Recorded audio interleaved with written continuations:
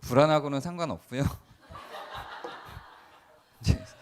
그냥 괜히 쓸데없이 2권씩 사지 마세요. 필요하신 분들 사시면 돼요. 네. 오늘 같이 말씀 읽을게요. 갈라디아서 5장 22절에 23절까지 함께 읽겠습니다. 시작. 오직 성령의 열매는 사랑과 희락과 화평과 오래 참음과 자비와 양성과 충성과 온유와 절제니 이 같은 것을 금지할 법이 없느니라. 아멘. 우리가 하나님을 믿으면, 성경에 쓰인 대로 하면 하나님의 영인 성령님이 우리 마음 가운데 딱 들어오세요. 그 뒤부터 그 사람에게 변화가 일어나는데, 어떤 변화가 일어나냐면 힘이 세질까요? 아니에요. 돈이 많아질까요? 아니에요. 이런 변화들이 일어나지 않고 성경에는 이렇게 9가지가 우리한테 생긴다고 그래요. 이 9가지 아마 여러분들 아이들에서 배웠을 텐데, 사랑이 4가지까지 배웠죠. 친절까지 지금 배우고 있는 걸로 알고 있는데, 우리 아이들 어린이 중에 그동안 배운 것 중에서 사랑이 뭔지 얘기해 줄 수 있는 사람 있어요? 나 사랑이 뭔지 말할 수 있다, 배운 내용 안에서. 아무도 없어요? 너무 오래됐죠? 좋아요. 목사님 이따 설명해 줄게요. 그러면 희락이 뭔지 얘기해 줄 수 있는 사람? 다들 다나한테 이렇게 찌르고 다나는 아니라고 이렇게 고개를 저어요. 자, 그 다음 화평이 뭔지 얘기해 줄 수 있는 사람? 우리 운. 맞아요. 화평, 평화예요. 너무너무 잘 대답해 주셨어요. 와, 박수도 받았어요. 그 다음 오래 참음이 뭔지 얘기해 줄 수 있는 사람 있나요? 없나요? 자, 자비가 뭔지 얘기해 줄 수 있는 사람 없어요? 네. 양선이 뭔지 얘기해 줄 수 있는 사람 없죠? 좋아요. 여러분이 배운 용어들이 조금 다를 수 있어요. 여러분은 아마 양선을 선행이라고 배우고 자비를 친절이라고 배웠을 거예요. 그러면 다시 바꿔서 자비 말고 친절이 뭔지 얘기해 줄 수 있는 사람, 요즘에 배우고 있는 걸 텐데. 좋아요. 우리 대답한 사람이 온이밖에 없어서 온이한테는 목사님이 편의점 상품권을 선물로 드리도록 하겠습니다. 네, 근데 이런 9가지 열매가 맺힌다고 했는데, 우리한테 생긴다고 했는데, 이 9가지 열매가 저한테는 없는 것 같아요. 어떤 사람은 나는 이 9가지 열매가 다 있어요, 이런 사람이 있을 거예요. 근데 왜 어떤 사람은 9가지 열매가 다 있다고 생각하고 어떤 사람은 9가지 열매가 없다고 생각할까요? 기준이 조금 다를 수 있어요. 기준이 좀 다를 수 있는데, 목사님이 오늘 그 기준들을 좀 이야기를 해주려고 해요. 하나씩 기준을 얘기해 줄게요. 먼저 사랑이 뭐냐면, 이거는 여러분들이 배운 거고 해석이 많이 필요한 게 아니에요. 다른 사람을 나처럼 아껴주는 걸 사랑이라고 해요.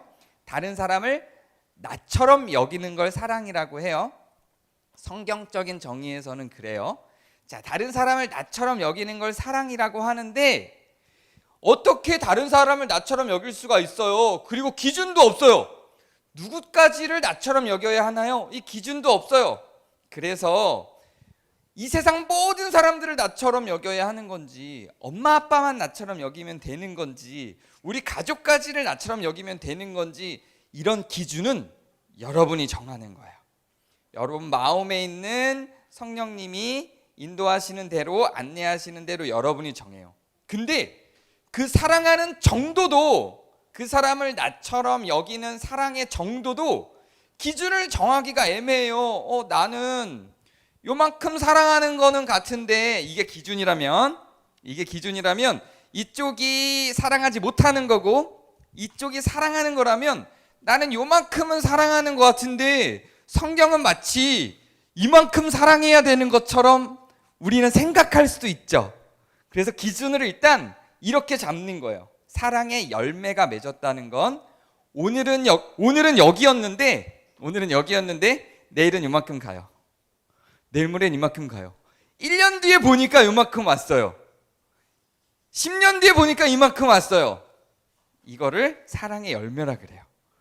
여러분이 성경에서 보거나 영화로 보거나 소설에서 보거나 동화에서 본 것처럼 굉장히 무지막지하게 큰 사랑을 저 끝에까지 가야 되는 만큼 안 해도 돼요.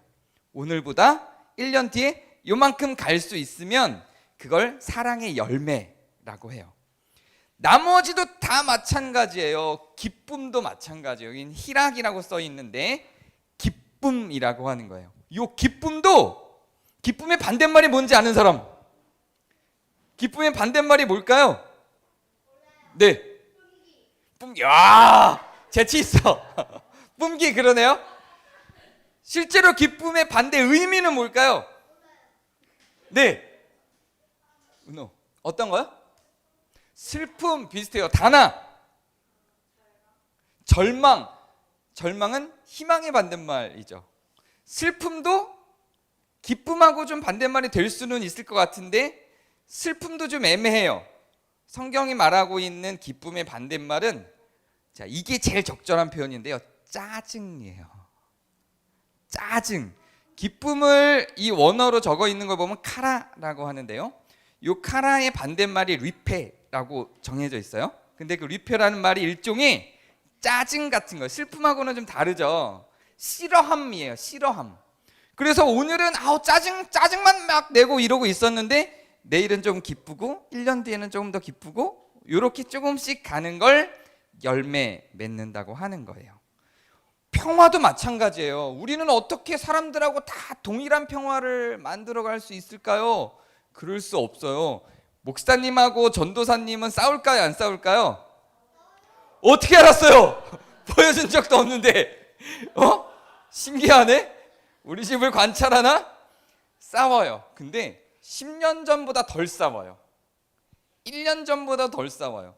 10년 전에 10번 싸우고 3번 사랑했으면 지금은 10번 사랑하고 3번 싸워요. 그렇게 가는 거예요. 그렇게 가는 걸 열매 맺는다고 해요. 한 번도 안 싸우고 한 번도 짜증 안 내고 이런 걸 얘기하는 건 아니에요. 우리는 짜증 낼 수 있고 싸울 수도 있죠. 왜냐하면 우리는 지금 천국에 있는 게 아니거든요. 그래도 1년 전보다 오늘 조금 더 나아지고 있으면 여러분은 성령의 열매를 맺고 있는 거예요. 그리고 또 여러분이 이번에 지금 배우고 있는 오래 참음과 친절, 오래 참는 것도 이제 알겠죠? 우리는 참을 수 있어요.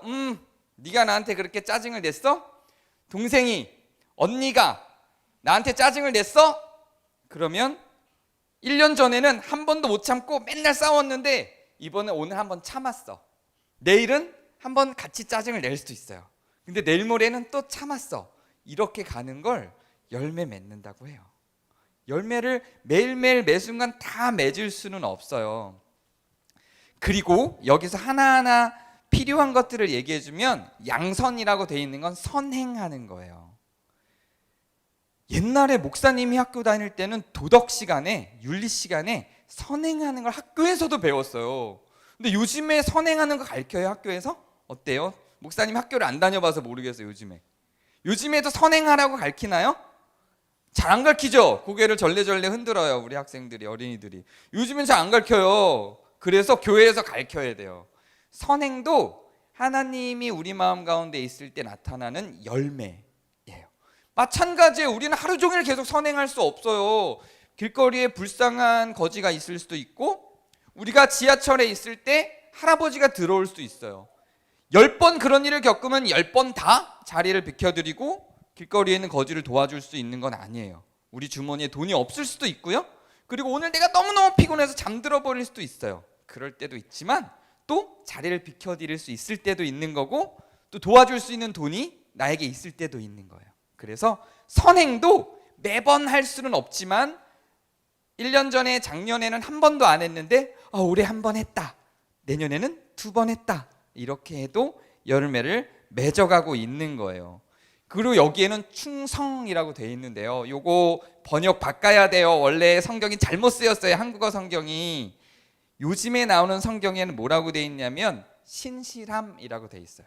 이거는 누군가에게 신뢰를 주는 거예요. 마치 충성 그러면 높은 사람에게만 할 수 있는 것처럼 그렇게 이해가 될 수 있죠. 근데 요거 원래는 신실함이라는 의미고, 모든 사람들에게 서로 할 수 있는 거예요. 내가 너에게 신뢰를 줄 수 있는 믿음직한 사람이다 라고 하는 걸 보여줄 수 있는 걸 의미해요. 뭐가 신실함을 가장 강하게 보여줄 수 있을까요? 아니면 신실함의 반대말, 신실함을 깨는 건 뭘까요? 거짓말이에요. 이거는 거짓말하고 굉장히 깊은 관계가 있어요. 그래서 거짓말을 많이 하는 건 신실하지 못하고 충성이 없는 건데요. 거짓말을 하지 않고 진실하게 이야기를 계속 할 수 있는 걸 신실함이라고 해요. 이것도 1년 전보다 오늘 내가 조금 더 신실하게 말을 하고 있다면, 행동하고 있다면 열매를 잘 맺고 있는 거예요. 그리고 온유라고 하는 건 오래 참음하고 좀 헷갈릴 수 있어요. 오래 참으면 참아야지 하고 이렇게 참는 거라면, 온유는 뭐냐면 괜찮아 라고 말할 수 있는 마음이에요. 온유는 일종의 행동처럼 나오지 않고 내 마음의 가짐이나 상태와 비슷해요. 그래서 온유는 내가 노력해서 행동으로 하기보다 내 마음을 얼마나 잘 다스리는지와 관련이 되어 있어요. 이것도 항상 불편한 마음으로 살아갈 때도 있지만 1년 전보다 오늘 조금 더 온유할 수 있다면 열매를 맺고 있는 거예요. 마지막으로 나온 게 절제인데 이것도 번역이 마음에 안 들어요. 목사님은 이거는 절제라는 단어도 가능은 한데 자기를 조절한다라는 의미예요. 나를 조절할 수 있는 힘인 거예요. 그리고 내가 막 화가 나도 그걸 조절할 수 있고, 내가 뭘 사고 싶어도 그걸 조절할 수 있고, 이렇게 나를 조절할 수 있는 힘을 여기서는 절제라고 표현했어요. 앞으로는 지금 여러분들이 여기서 친절, 자비를 배우고 있기 때문에 앞으로 나머지도 다 배워갈 건데요. 이걸 다 배우고 여러분들이 삶 속에서 어제보다 나은 오늘의 열매를 맺어가기를 바라요. 목사님이 기도할게요. 은혜 하나님, 하나님을 믿는 믿음으로 우리 마음 가운데 들어오셔서 감사합니다. 그리고 하나님이 우리 마음 가운데 들어오신 그 증거로, 그 열매로 우리 마음에 9가지의 열매가 맺어지고 있어요. 어제보다 오늘 조금 더 사랑할 수 있어요. 그리고 오늘보다 내일 조금 더 사랑할 수 있게 해주세요. 그래서 성령의 열매들이 우리 삶에서 늘 넘쳐서 행복한 하루하루 살아갈 수 있게 도와주세요. 예수님 이름으로 기도합니다.